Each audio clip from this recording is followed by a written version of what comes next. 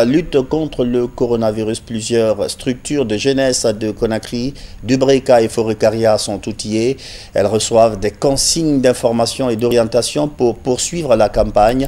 Une approche communautaire est privilégiée. La sensibilisation va se poursuivre dans les langues du terroir. Mohamed Amin Kamara. Depuis près de 4 mois, la Guinée fait face à une seconde vague de Covid-19 dans le pays.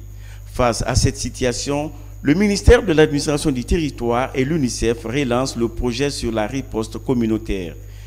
Ici, à Conakry, ils sont membres des groupes d'action locale des 5 communes de la capitale, de Dubreka et de Forécaria, à prendre part à cette session d'orientation sur l'engagement communautaire.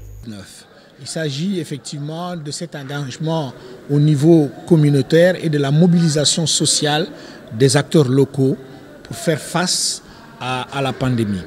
Il s'agit bien sûr, à travers les groupes d'action locaux qu'on appelle les GAL, de faire en sorte que les rumeurs, n'est-ce pas, qui constituent un vecteur de propagation de la maladie, soient vaincues au sein des communautés. Les groupes d'action locales ont pour mission de collecter les rumeurs au sein des communautés et ensuite les traiter et les mettre à la disposition des équipes techniques chargées d'analyser et de remonter ces rumeurs et alertes au niveau central, c'est-à-dire au niveau national. Pour réussir la campagne, les autorités misent sur une communication à grande échelle avec l'utilisation des langues du terroir à travers les médias.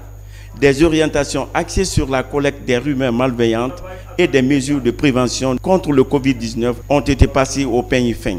À partir de maintenant, les radios locales, que ce soit à Conakry ou bien à l'intérieur du pays, disons, seront en partenariat avec les groupes d'action locale pour mener cette communication-là.